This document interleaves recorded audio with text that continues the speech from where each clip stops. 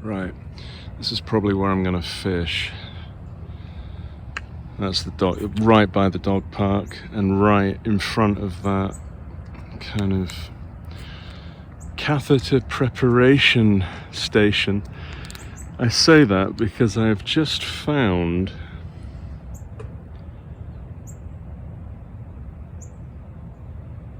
this item, and there is a catheter inside, which I don't know, tempted to try it on or whatever you do with it, but yeah, then second thoughts, I think I will bin it. But yeah, this is where I am, so I'm going to probably pull the rig over there and have a pop. Yeah, the water's the highest I think it's ever been. I might need to make use of that unit there as well, which is I think a thinking station. I'll just dispose of the catheter. Okay, it's pretty grey here at the moment. But yeah, I'm fishing right by this kind of whatever that is, and as you can hear, the dog exercise zone is right behind me, which is fine. Yeah, we've had a lot of rain yesterday, so this is the highest I've seen the river, and yeah, I guess there's going to be a bit more powerful flow, so I'm just going to, I've been out and kind of had a good old prod with an umbrella pole, and it's pretty firm out here. There's kind of, you know, a lot of stone and bits of rubble and stuff. It's pretty firm. I just got to watch my step. So see how far I can get out here. Yeah, looks alright.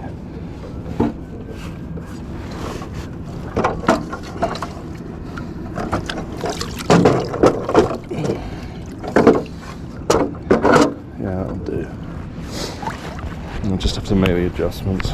Facing slightly downstream. Flow is that way. Yeah, as you can see, it's pretty foggy. It's just about to lift. There's a log coming down, I guess. You know, a lot of, when the levels rise, anything within reach of the water gets washed away.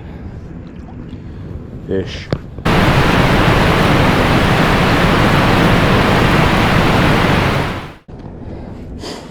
So, this is me heading out with the box.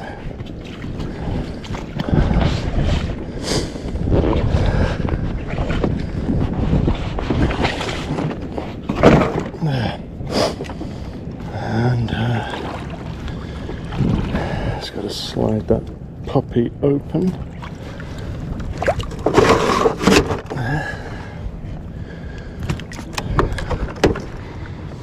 Pull rest arms. Yeah, pretty good. There we are. Tray goes there. Trago. Trago. Trago. Trago. Tray supports.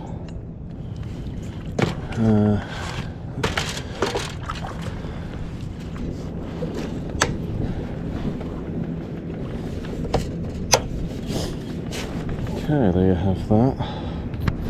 Probably bait and everything goes on there.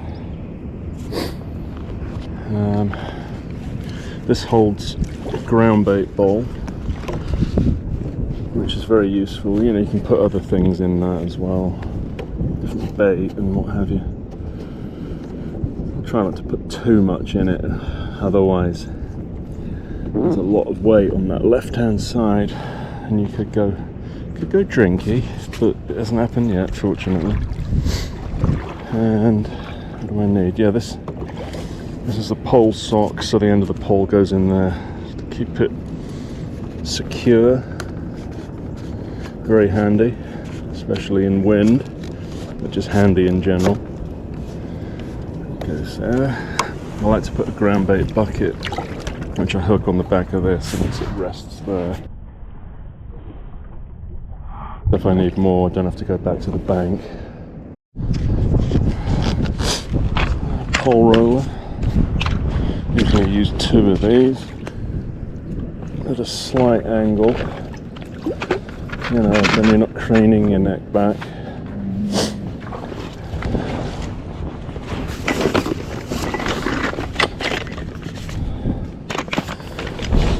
Yeah, you can see the bank is, you know, quite challenging, so yeah, I might need to raise the front one up a little bit. It's about sort of how I want them in terms of distances. Got like 13 metres of pole coming back there. Might have to adjust it, obviously. This is a, you can see this branch here, still glistening with mud. That is because I saw it under the water about 3 or 4 metres out and just dragged the thing in. Obviously made easier by a buoyancy factor. But yeah, don't want to be hooking anything and it going in around there. So yeah, I'll get back to you when I've moved my bowels. Ooh, how rude, how vulgar. It's nothing like getting barked at a couple of feet away when you're having a bowel movement, but that is what is happening. Oh dear. The life of an angler.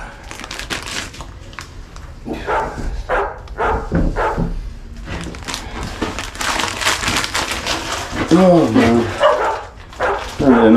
No bog paper, no nothing. You can hear them. Oh, there they are. Just coming into view.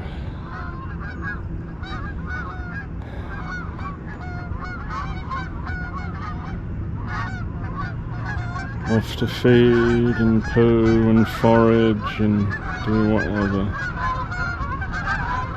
Beautiful.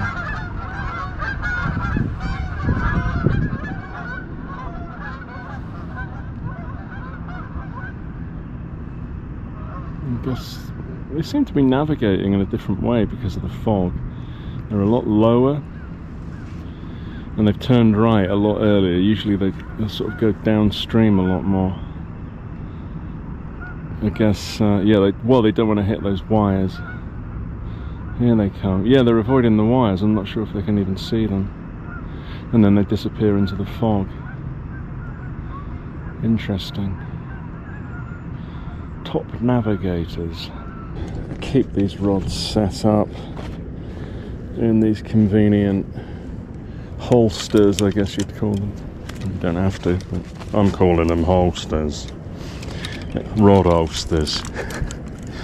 Anyway, this is a slider which I kind of had to set up the business end of it again last night because something had happened. It snapped or something.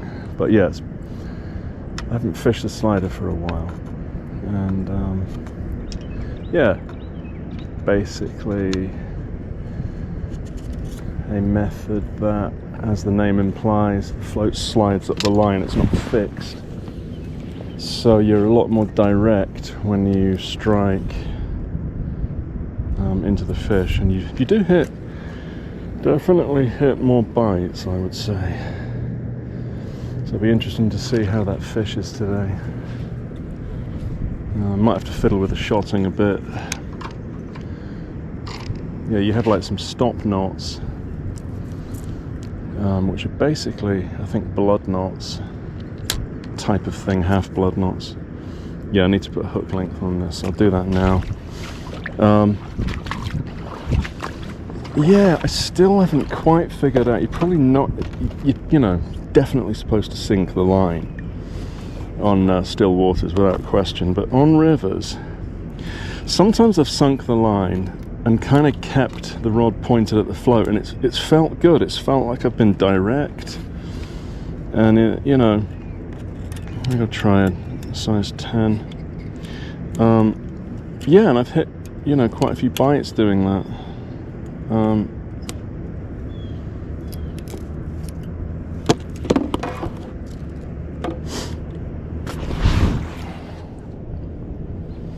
So Yeah, got this convenient little kind of swivel attachment where you just hook the line over, and there's this plastic sleeve that pulls down over the loop, and there you are, there's your hook length. Yeah, preparation is key. Some people hate it. I quite like it. I find that quite meditative as well. You know, you just got to kind of slow down and just become what you're doing. You know, old craftsmen talk about this when they're like woodworking. You know, just don't rush, just absorb yourself in your task, you become the task. It's a bit like, again, something Confucius would be banging on about. But yeah, you become task, the task becomes you, kind of thing. It's good. So yeah, that's the whole thing, I think, with a lot of fishing. You just need to just be relaxed and go with the flow. There's no rush, particularly if you're pleasure fishing, which I'm doing now. There's some ducks. You know, if you start stampeding about, that's when disaster happens, as in life.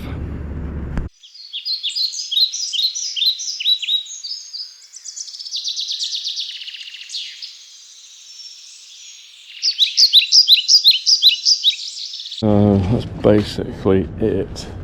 I've just got to put some rigs on the top kits. Yeah, can take a bit of finagling with the pole rests, but yeah, you know, it's worth doing, because once you're sitting on that platform and on that box, you just want to be concentrating on fishing, obviously. So yeah, give it another 20 minutes, I should be up and running.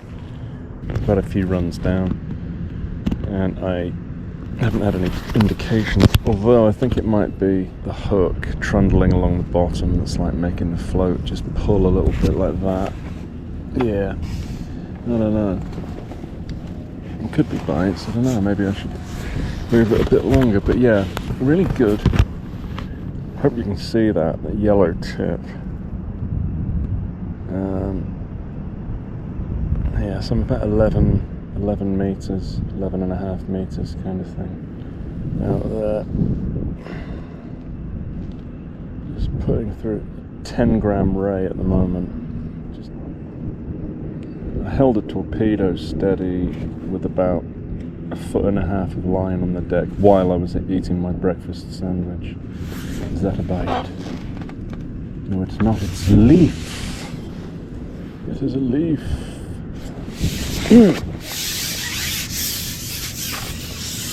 Leaf fish.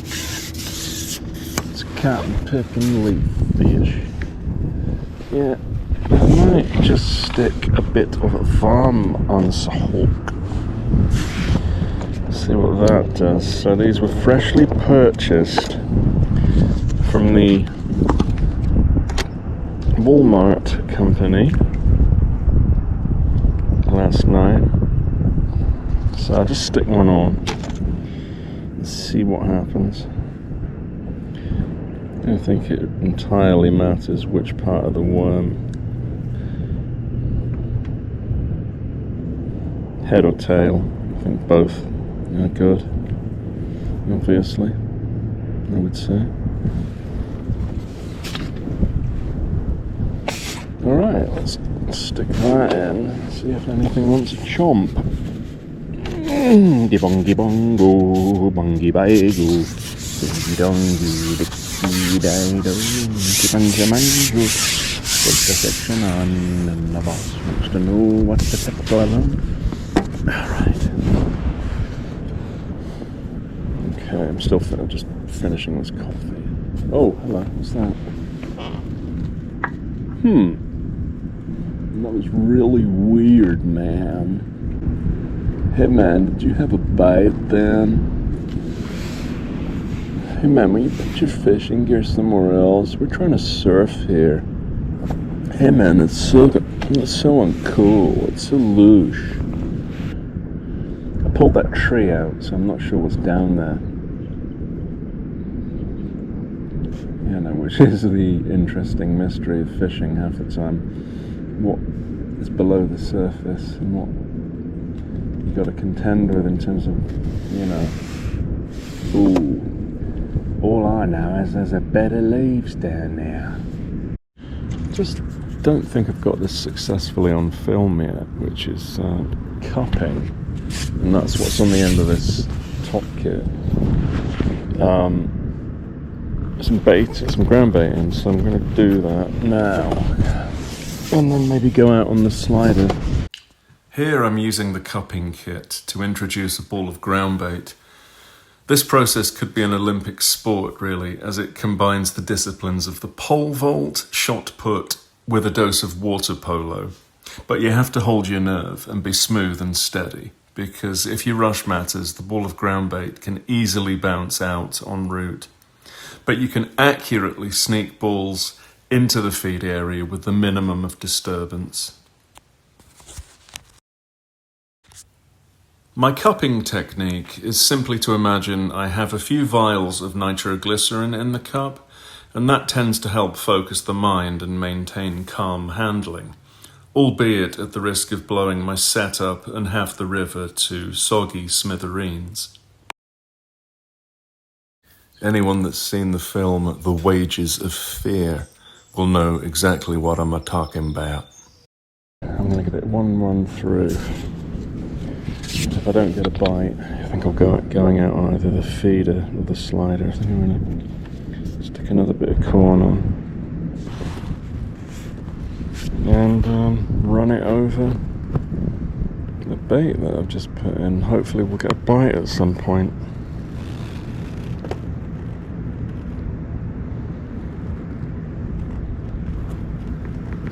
My ground bait's probably along that track on the deck, about 4, 5, even 6 feet. Probably pieces of it going downstream, hopefully pulling a few fish up.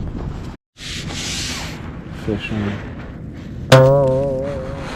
Yeah, that was it. So the thing that jumped, yeah, there you go. That's a scale. I don't know if you saw the thing that jumped, but that was the fish somehow ejecting the bait. So yeah, at least there's a few around. I need the scissors for this. These things are quite durable. Like little bits of plastic. So I'm sorry to... I don't know if it's like a toenail or something to a fish. Yeah.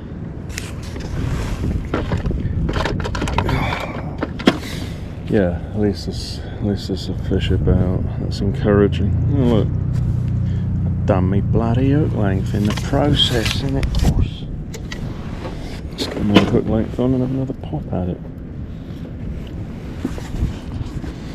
I'll try a slightly bigger if I got an 8. Yeah, I'll try that. An 8. 3 pieces of corn. So it's loop to loop. Pass the loop through the hook length loop and pass the hook end through that loop, and away we go.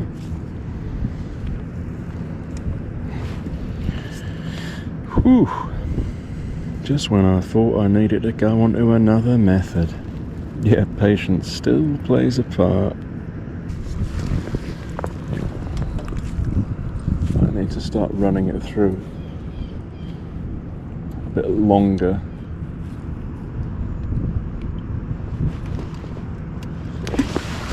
Alright.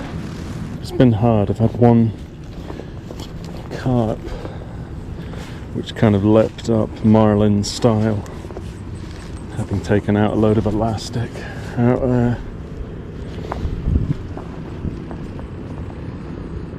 And oh no, it's not that bloody little racing wheelbarrow, is it? Sounds like it. For bear, right. A few videos ago, you might have seen a husband and wife wheelbarrow racing team. Waterbound at the helm of a bathtub, customised fridge, giant seaworthy Tupperware, I don't know what 'twas anyway. They were conducting speed trials right over Matthew's fishing spot on the water. How the thing stayed afloat, I don't know, but it did. 'Twas going on for a good hour or more. An unconscionable lack of public park etiquette being displayed. Matthew thought he'd heard him return, but fortunately 'twas only the bloody fire brigade testing their hoses, as you'll see in a minute. Either that, or they were attempting to extinguish those rather rare water fires you see occasionally. You know, Viking funeral pyres, oil slicks ignited by some dollbake, throwing a discarded cigarette into the water. Fire projections some performance artist has set up using a gimp in a dinghy with a handheld projection screen. Anyway, you get the idea. Well, I was talking to cousin Blanky, and us got to the idea of discussing luxury high-performance wheelbarrows. You know, what if a noted exemplar of high-end automobile manufacturer, such as the revered Ferrari company, were to design some state-of-the-art barrows? Well, Blanky embraced the idea straight away. Reckons that they with more money than sense up London way, you know, the Hooray Henrys and Henriettas you see down Royal Ascot and Henley Regatta, would be falling over themselves for a limited edition Ferrari wheelbarrow. Well, it's contacted the company and they've agreed terms to manufacture a limited edition of 999,999 barrows. As they're flying over to Maranello in Italy to meet Bozo Ferrari, great-grandson of Enzo, who founded the company back along. Bozo's design team have sent through prototype images of the two vehicles they've come up with, which will field test ourselves when this is over Italy. Bozo has some topsoil he wants us to shift. Anyway, so we'll put the puppies through their paces, and I'll let you know the crack. Swim strong. So it's been difficult to come by bites. Give you a little look. Get a new platform. There we are. Negotiated.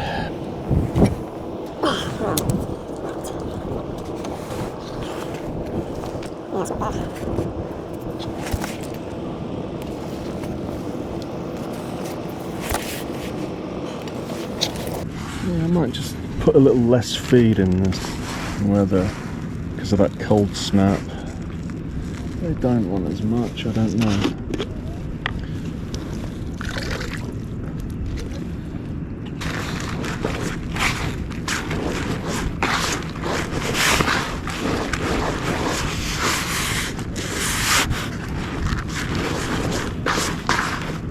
Then boy, let's get some gooseberries out there.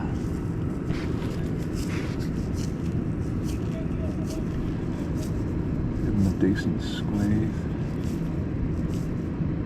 I think it might be the fire brigade doing something. Yeah, of course, gathering water to put out fires, of which I have experience down the other end of the park. The horrendous blazing log. So yeah, I'll put out a few of these. My little cufties. And yeah, that waggler's going through really quickly. But yeah, no, who knows? Maybe there's some fish out there. I'm struggling to see any kind of seam, you know, where the flow picks up. I mean, I'm sure there must be. I mean, it flows slower near the deeper you go. So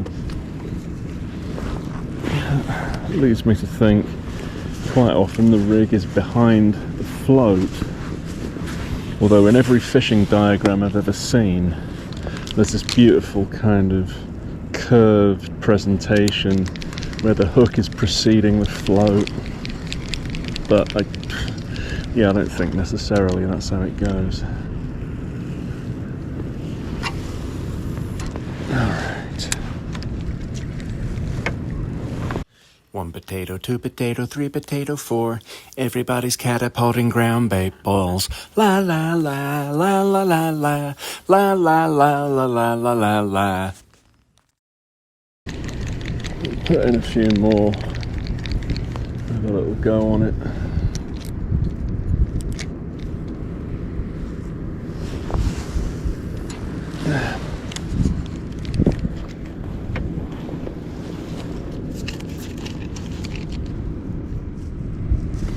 It is very similar to making kufte kebab.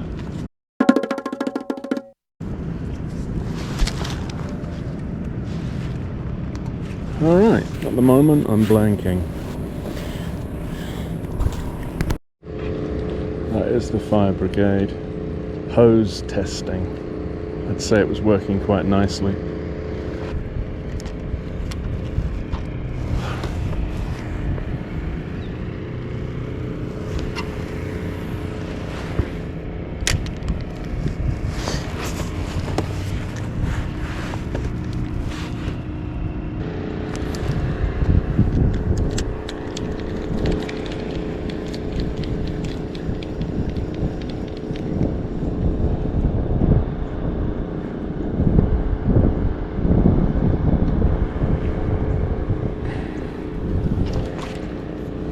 Yeah, so these knots are sliding knots, and you can just simply push them up the line, thus.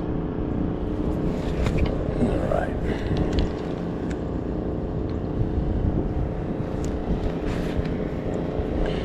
Yeah, I'm going to put a size 8 on.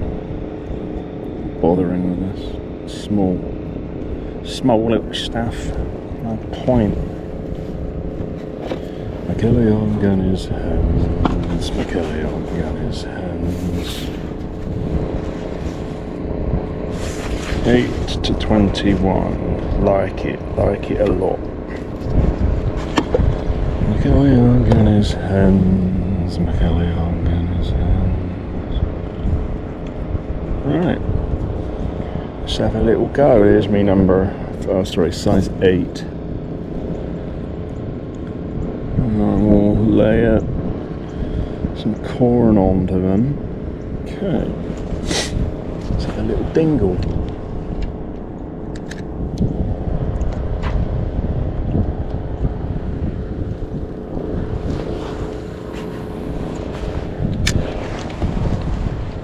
Hose scenario going on. I don't know if they're competing. One is clearly winning, the other one is petering out. No pun intended. There you go. Finally. Got a fish on.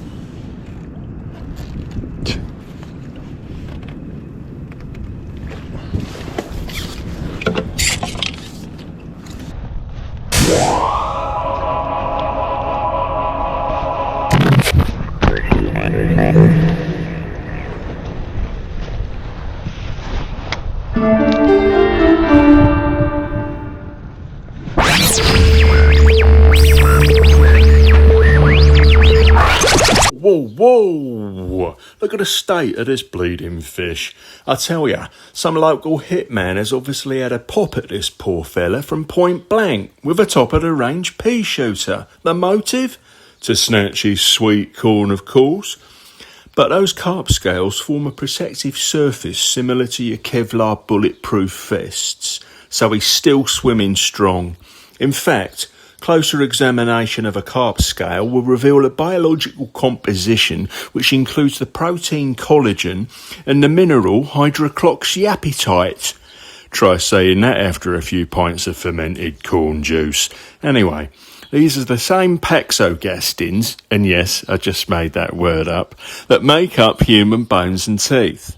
So, the carp is protected to an extent from marauding numpties that are putting themselves about a bit too much. Hose is still working nicely. It's been hours. My second lost a couple. I mean, hooked pulls. So, yeah, I've just been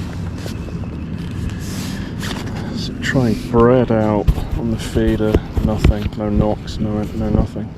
Came back on the pole line with the torpedo, and something of quality has emerged. Not quite sure what.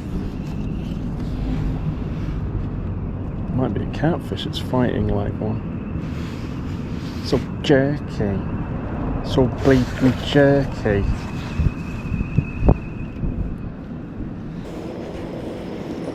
Let's try.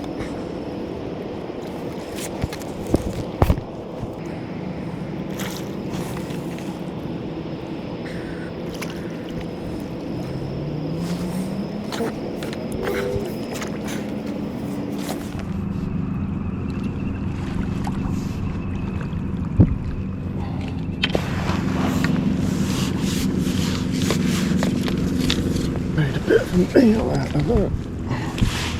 Completely legitimate. Here we are. Give it for reading.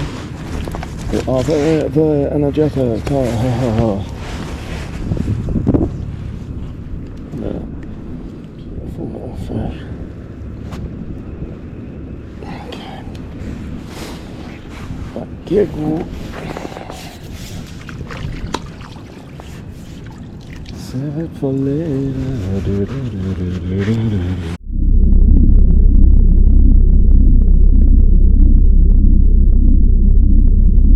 That has been particularly tough. I've had 2 fish, and I've pulled out of 2 fish. All carp, I think. Well, one of them might have been a sucker. And add a sucker to that. And, prowlers. Yeah, but it has been tough. So, yeah, I'm just going to pack up, get off the box, really do books and box, all on a Saturday night. Fish were there, they came in, they were over that bay. I just don't think they wanted to feed. You know, I tried going past the bay, tried going further down the swim. Yeah, tricky. Probably that influx of rain all day yesterday. But yeah, it's a beautiful afternoon.